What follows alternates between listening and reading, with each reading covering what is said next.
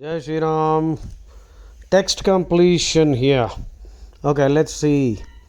I just picked it up randomly from somewhere because I noticed some good words are here.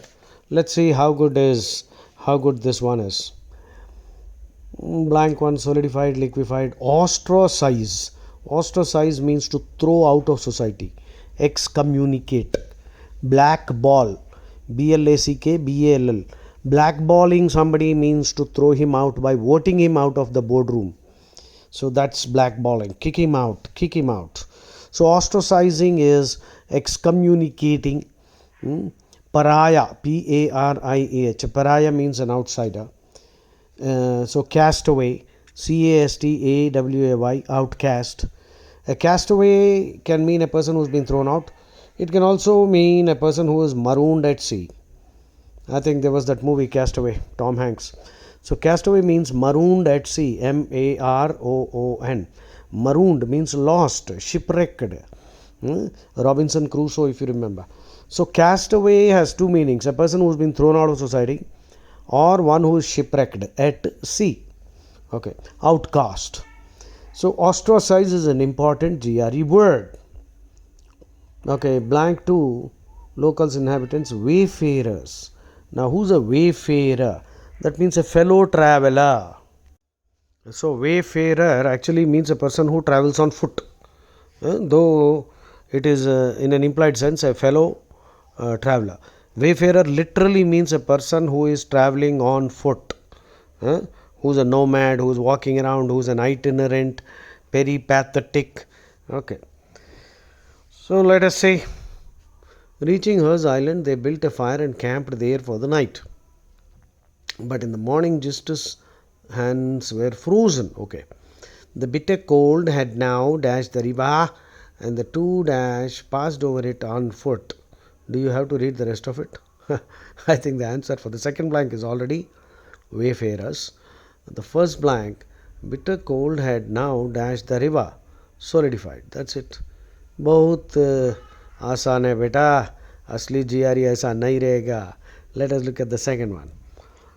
Repressed means suppressed, not giving any freedom and all that. Okay, repressing psychologically would mean not letting a desire or thought to come to the conscious mind, completely avoiding it. Rest means to take away from somebody with force. Resting the crown, resting the throne, resting the kingdom, resting the stick from his hand. That means pull it off, pull it away, take away from somebody's possession forcefully. Resting the title. Wrestled, kushti. Okay, let's see. She destroyed the navy of France and dashed from her the larger part of her possession. Answer is direct, Baba. Rest. Next. Bold. Happenstance. Happenstance means chance, a lucky chance or something like that, because it's a positive word. Blank to repercussions, final indirect negative consequences of whatever you do today, which you can face 10 years down the line. Histrionics, acting skills or overacting, melodrama, so it can be used positively, negatively.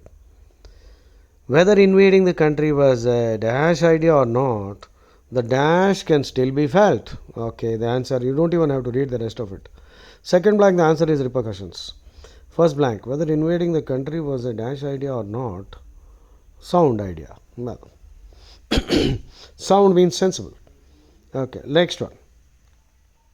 Rhetoric, the art of public speaking, oratory, powerful and convincing, powerful and persuasive use of language.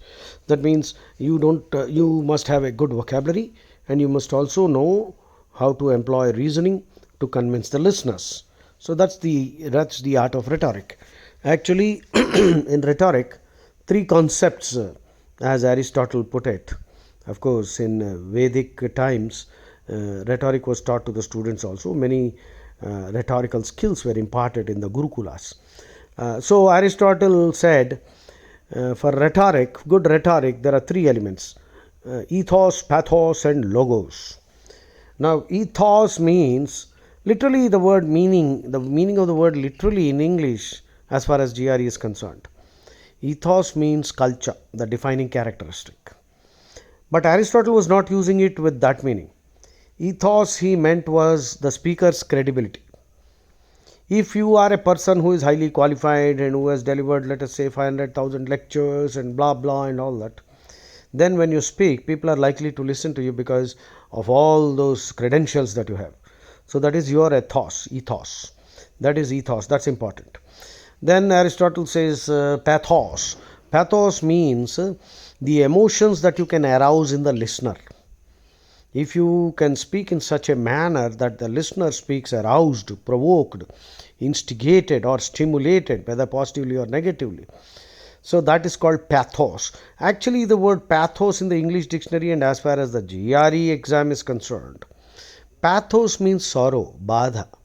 Pathetic is a word which means very sad and sorrowful, or it can also mean very bad, poor quality. Pathetic performance means very poor quality performance. Now, logos, Logos. Logos is the third word Aristotle used to explain his theory of rhetoric. Rhetoric, like I already told you, is the art of public speaking. It is also definable as powerful and persuasive speaking. That means you will be able to convince the listener, like our Prime Minister Modi is a master rhetorician. So, logos, actually the word logos in Christianity means Jesus Christ, the Word of God. The Word of God transformed became Jesus Christ. So in Christianity, logos. Logos actually means the symbol. In Hinduism, you can say Om is the logos, or Rama is the logos, because Rama is the personification of the Vedas. Okay. Now, logos, Aristotle used the word logos with a different meaning. What he meant was reasoning, logic. So, if you want to be a good speaker, then you must employ reasoning, because you cannot treat people like kids or children, or you should respect people. So use sufficient logic and evidence, and then put a lot of emotionally arousing terms and phrases and all that. That is the pathos part. And then the ethos part, you must also convince the listeners to think that yes, this man knows what he's saying, so he's an authority, so we might as well listen to him. So, if these three things fall into place, ethos, pathos, and logos, then you will be able to convince the speakers. That is the art of rhetoric according to Aristotle. Anyway, it's good that you listen to me, because passages on reading comprehension on rhetoric can include all these ideas, and if you already know all these things, it becomes easier. Now let's get back. Histrionics, what was I talking about? Okay. Rhetoric. Now, this word rhetoric can be used with a negative meaning also. I'm sick of his rhetoric. Mere rhetoric. Now, mere rhetoric simply is a phrase which means a lot of high sounding words, but empty.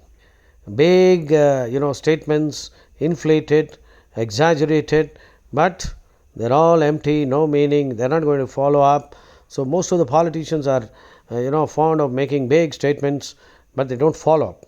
So you can dismiss all that as mere rhetoric. So rhetoric can also mean cant, C-A-N-T. Now the word cant has two meanings. Cant means insincere speech. Insincere speech. Cant also means jargon of thieves. That is the language used by the mafia. They have a code language. You and I won't understand what is the meaning of the word, coded language. So cant has two meanings. Eugenics, science of selective breeding. That means in Hinduism we have the concept of jati, kula, varna and gotra. Gotra is consanguinity. When you go to a temple, they'll ask you for the gotra. Gotra in English is consanguinity, Consanguinity. Consanguinity or gotra means descent from a common male ancestor. So, for example, my gotram is Kashyapa. That means I am a descendant of Rishi Kashyap.